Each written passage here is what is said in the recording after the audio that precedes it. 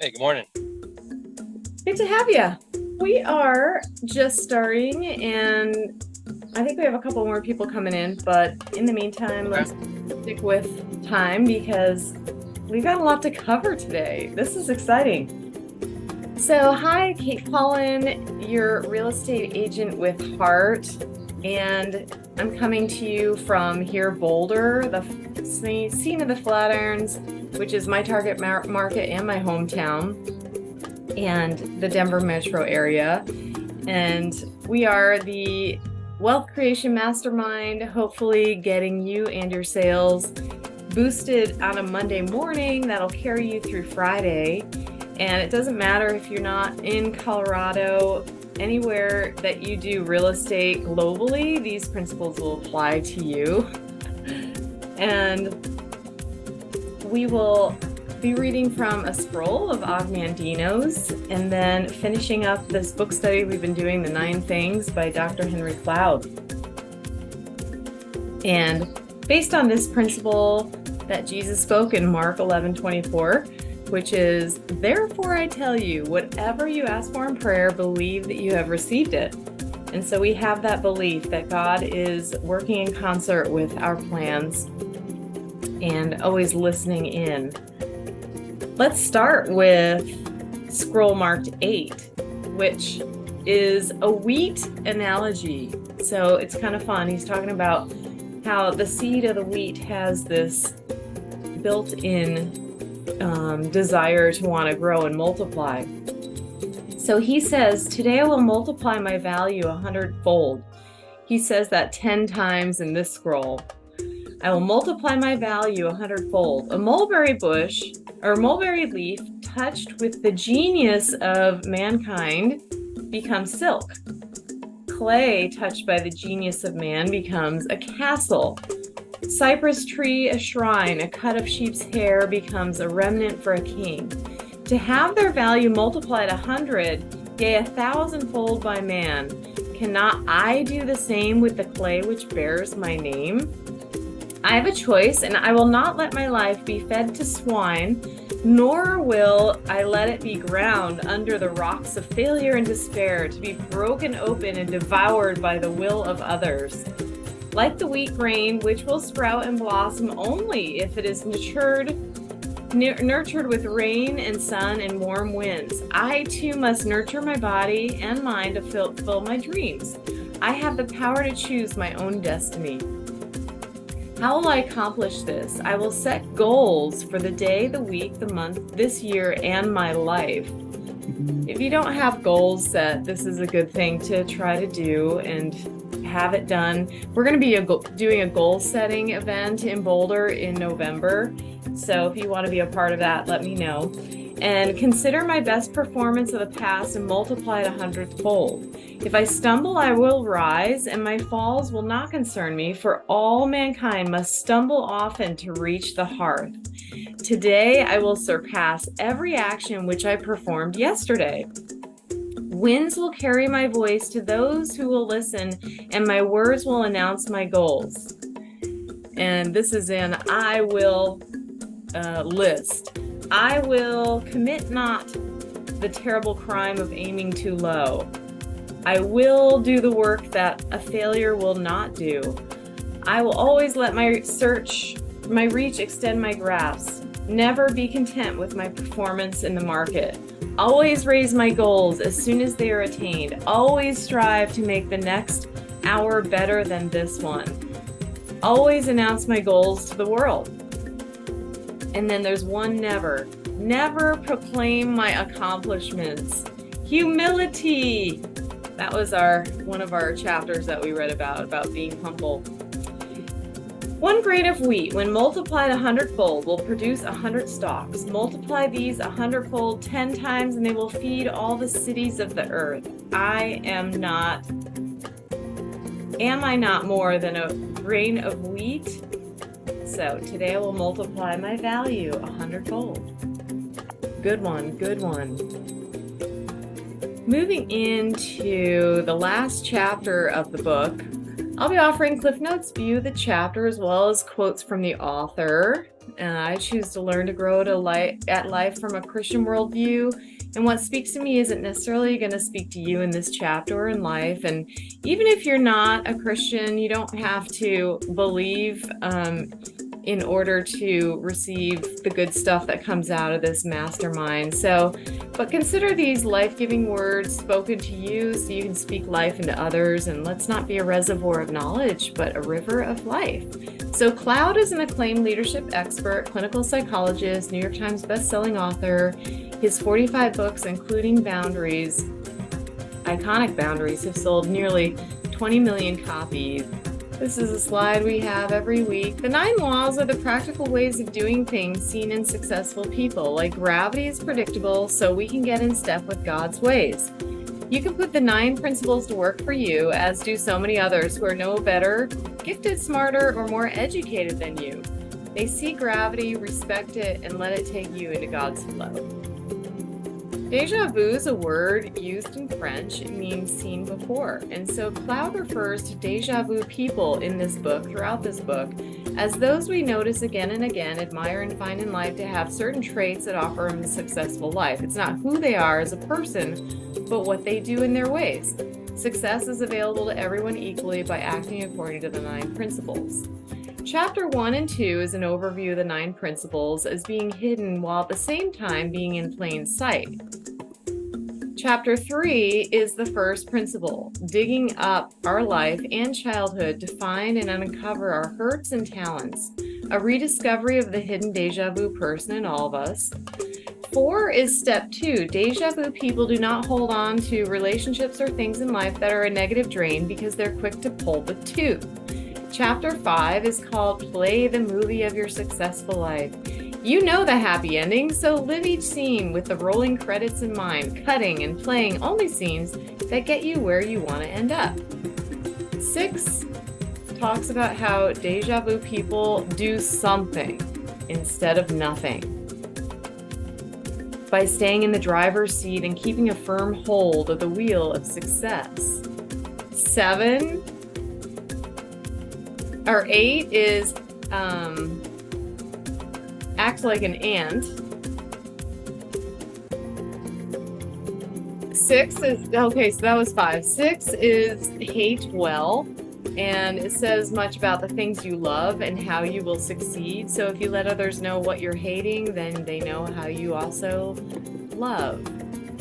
7 is don't play fair. An eye for an eye isn't as helpful as solving problems, but repaying better than what you received, unlike what these children are doing in the car.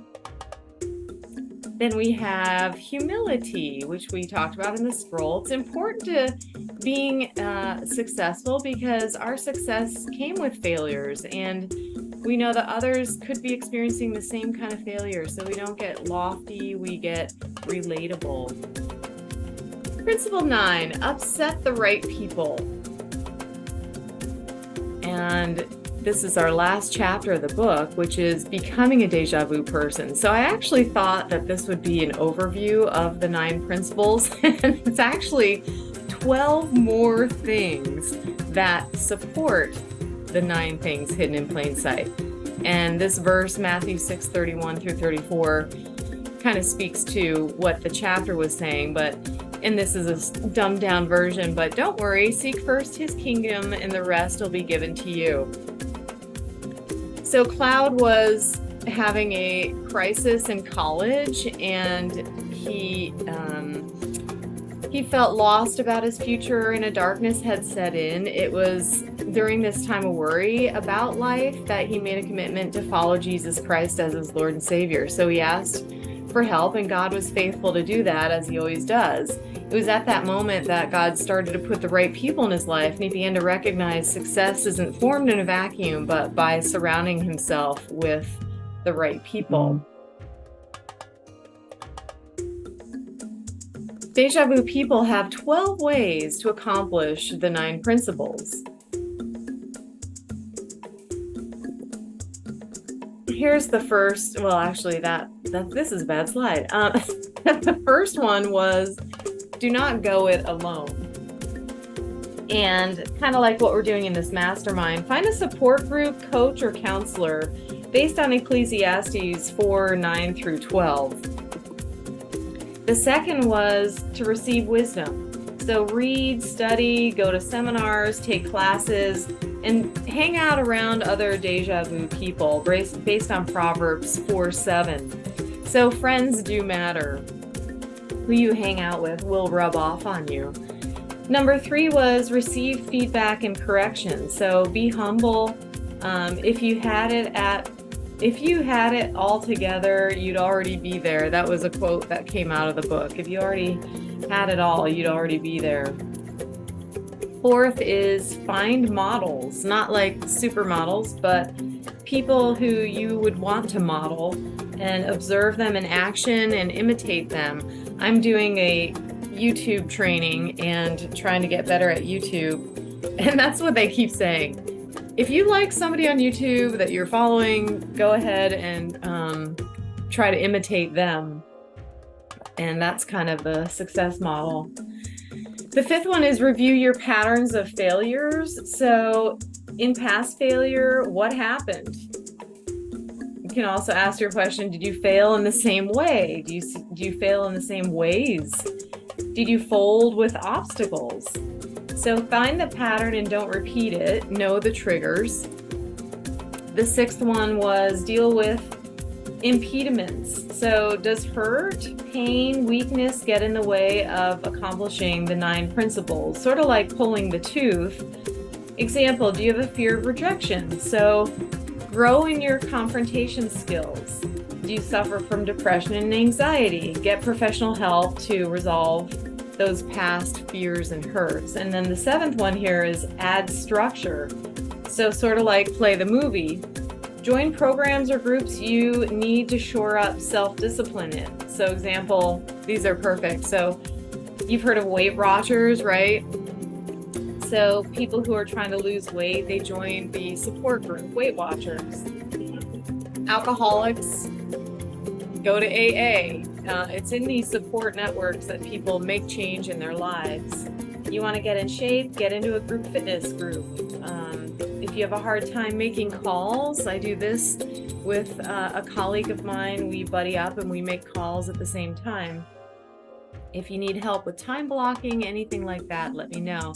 But speaking of adding structure, we know that you can't really grow in a vacuum, and so you want to be with people who are like with you. And if in your real estate profession you're not really getting the structure that you need, I'd love to talk to you about eXp Realty. And the World Holdings report came out recently, and I'm going to be honest, the numbers were not like they were last year. We are definitely out of the COVID rainbow unicorn years and more into normal numbers. And although our numbers weren't great, we are still solvent, and that's awesome. But one of the things that the founder, Glenn Sanford, is committed to is helping us agents just perform better and have more tools and technology for the company. So again, if you would like structure, come on over to eXp. I'd love to chat with you about it. All right, so back to these 12 things. 8, practice being a good listener, good loser. You gain your place on the long list of winners by becoming a good loser. You need to step out, fail, regroup, but not beat yourself up for trying. 9, change your negative beliefs. Do you find your subconscious saying, I'll never succeed, success isn't for me, I'm stupid? These limiting beliefs have nothing to do with future reality. So how do you change your negative beliefs? Well, here's something that you can try if you'd like. And I know I'm going through a lot of stuff here, Joel, but first of all, get out a journal and make 3 columns. And so first column, identify what these negative beliefs are by listening to yourself talk. So if you find yourself driving down the road going, blah, blah, blah, negative, try writing those down. And then in the second column, write the opposite thing that would be positive to that negative belief. So whatever the opposite of it is, like if you say, oh, I'm so stupid, then the next column would be, I am smart. And then come up with a Bible verse to support that in the third column. And then once you've had this list put together for a couple weeks and you're pretty solid on it, then create a mantra to memorize. So I had a mantra, or I have a mantra that has helped me through the years, and it's something that you can repeat in your head in the morning and at night or whenever you can. And it goes something like this. It's by the power of the Holy Spirit, I move forward in life with joy and with ease. I am healthy and fit. I'm balanced right and left. I am good and goodness follows me. And I keep repeating that over and over. And it's a helpful thing to have a good mantra. Then we have quarantine your weaknesses. So weakness is activated by triggers. Learn them and change them. So if you know what your triggers are, avoid them, So if you are struggling with addiction of some kind, or if you're struggling with saying certain things in a relationship, then don't allow yourself to get into that triggering situation.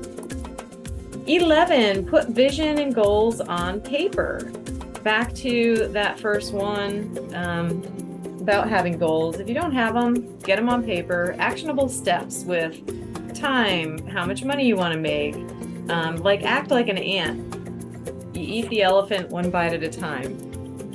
And the last one was to pray. And he quotes that God knows the answers to our dilemmas where we can't find the resources, knows the ways we need to change. If you ask, he will answer. And we know that when we pray, there's usually one of three things that could happen.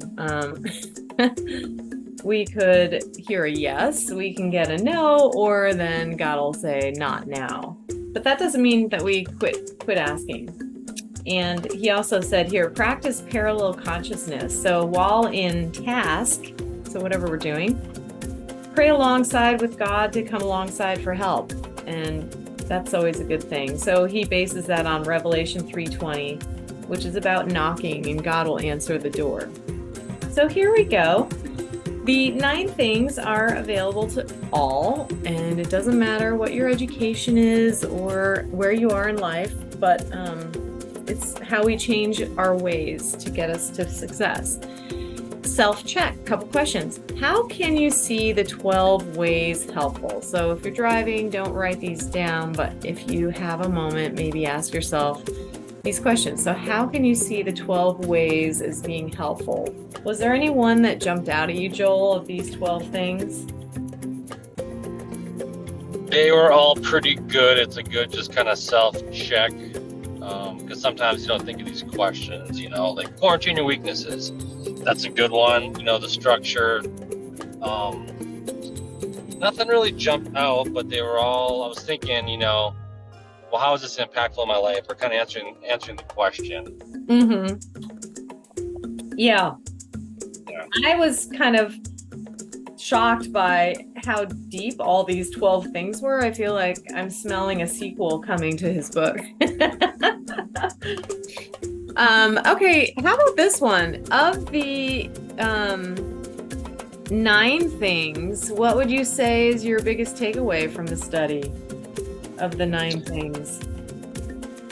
Well, I think I came in halfway through the book, so I might have to get the book.